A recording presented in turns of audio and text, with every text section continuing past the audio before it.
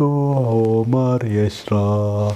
السلام عليكم ورحمة الله، أهلا وسهلا بكم، حياكم في هذا الفيديو الاستثنائي الخرافي اللي بنتكلم فيه عن تحضير الجن وبنقرأ من شمس المعارف وبنتحدى السحرة. هذا الفيديو الاستثنائي اللي بيثبت هل السحر فعلا موجود أو أنه مجرد خزعبلات. في المقدمة خلوني أقول لكم أن هذه القناة قناة علمية، ما بنتكلم عن الدين. هذا الفيديو فيديو علمي وما له أي علاقة لا بالديانات السماوية ولا من الديانات القديمة، ونحن لا ننكر أي نوع من أي واحد كتب على أي ورقة أي شيء من يوم ما خلق الكون. طب إذا ما له علاقة بالدين، ليش قناة علمية أصلا تتدخل وتسوي حاجة زي كذا؟ لأنه من العلوم أصلا أن الواحد يكون عنده تفكير منطقي، لازم تكون تعرف كيف تستخدم مخك وما ينطلي عليك الأكاذيب ولا استخدامات المغالطات المنطقية اللي بنشرحها في نهاية الفيديو. التجربة العلمية اللي بنسويها اليوم يبغى لها فأر تجارب، يبغى لنا شخص نقدر نختبر عليه ونشوف هل نقدر نسحره ولا ما نقدر نسحره. يبغى لنا واحد يبيع صحته وفلوسه في سبيل العلم. واحد لازم يكون عنده شعر طويل عشان نقدر نوزع على السحرة ونشوف لو بالفعل يقدرون يسحرونا. مشينا مكة.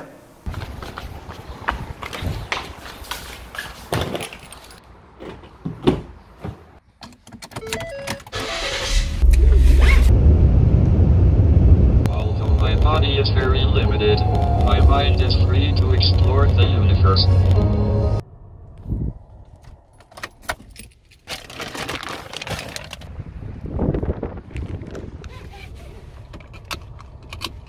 خاشعة أبصارهم ترهقهم ذلة.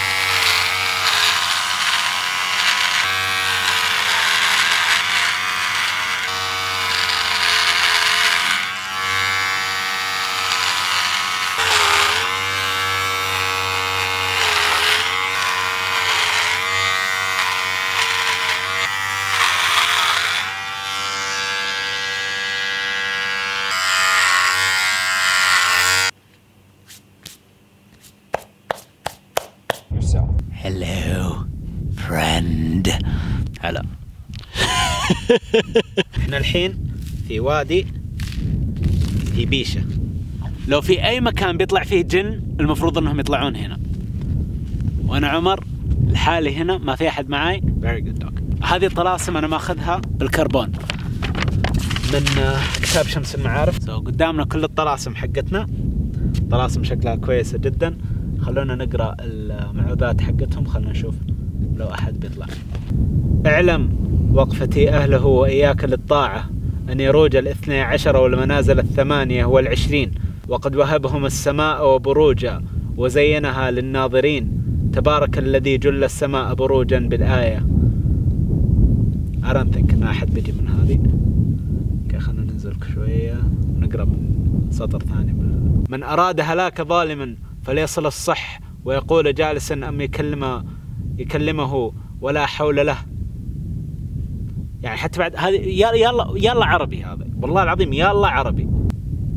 أنا أسألك يا جبرائيل أن تسخر جنك كفائيل ودرائيل وسماخيل ودراذيل وسماكائيل. They're making this shit up. قاعدين يألفونهم، قاعدين يكتبون. ألا أتيكم به بنفر غيره وكذلك من الخلق الصالحين ومرادهم المطلوب، فإن أديتوني بما أعطيت وطلبته منكم فإني سأعاونكم على الصراط المستقيم. أوكي أنا أوعدكم أني بعاونكم على الصراط المستقيم إذا في أي أحد ممكن أنه يجي الحين. Anybody؟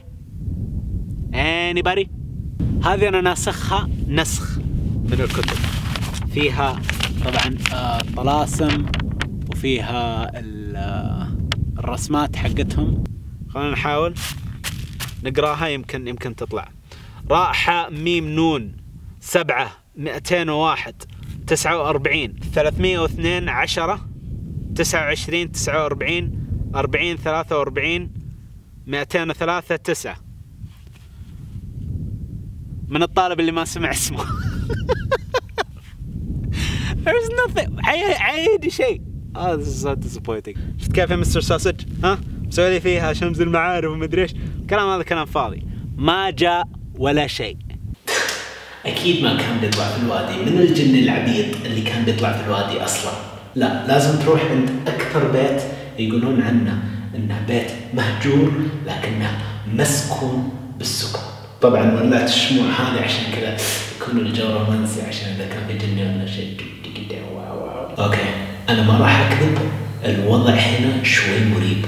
أسمع أصوات تحت لكن الظاهر إنها من الهواء. أوكي، زي ما أنت عارفين كل الطلاسم موجودة هنا عندنا مرة ثانية، خلونا نحاول إن نستحضرهم. 77 104 104 117 104 102 84 101 45. أوكي، ما عندي وقت إني أقعد أعيد كل الأرقام هذه مرة ثانية. في أحد يا إسرافيل إلى متى يعني نقعد نسوي الحركات هذه؟ جبت شوية من شعري معي هنا، بحطها هنا في النص وخلنا نشوف وش صار. صفطنا الورقة هذه وشعلناها.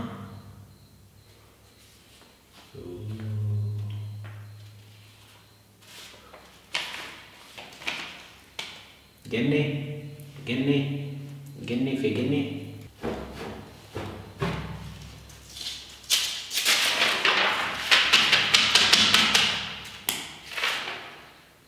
لا، نفع الطلاسم.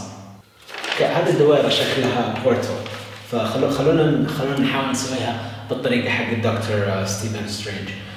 The normal, I've come to bargain. Nothing. خلينا نجرب الحركة حقت ناروتو. كاتون غوكا كيو نوجوتسو. Nothing.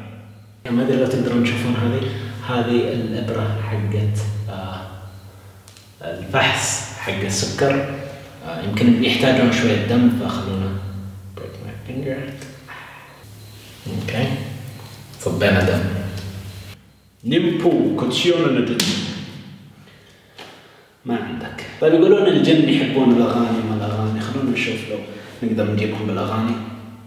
I'll be riding shotgun underneath the hot sun.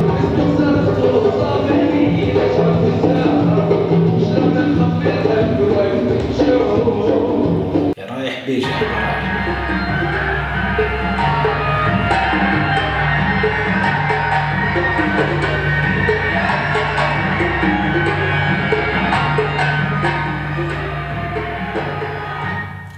What a waste of time and candles. يا لمضيعة الوقت. طيب، حاولنا نستحضر جن وما نجحنا. ليش؟ يمكن الكتاب كان محرف، يمكن رسماتي ما كانت صح، يمكن ما قلت الأرقام بالطريقة الصحيحة، يمكن الجن شافوا وجهي وخافوا من ضروسي، أو التفسير الأكثر منطقية وهو أن هذا الكتاب طلامس فاضية وكلام فارغ. إلى جميع السحرة اللي قاعدين يتفرجون في الفيديو، فيه سر بيني وبينكم، خلوني أقول لكم إياه. I don't believe in any of your stories. I think you're a bunch of liars who make things up to make money off people who don't understand science well enough.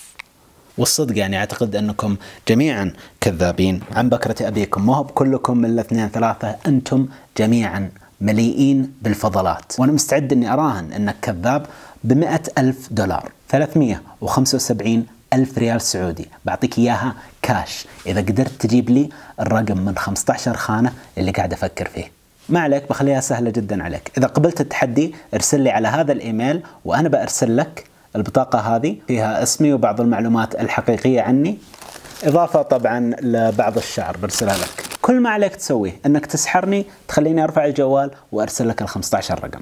ما عليكم، عندي الكثير من هذه البطاقات اللي طبعا بحكها على جسمي قبل لا أرسلها لك عشان يكون فيها نوع من الأثر، وتقدر تتأكد أني أنا صاحب هذا الشعر، لأن لو أخذت الشعر هذا وديته المختبر تخيل ساحر يروح مختبر، إذا رحت المختبر وحللت الحمض النووي حقه تكتشف أنه نفس الحمض النووي اللي موجود عندي من عام 2014 يوم سويت التحليل حق الحمض النووي.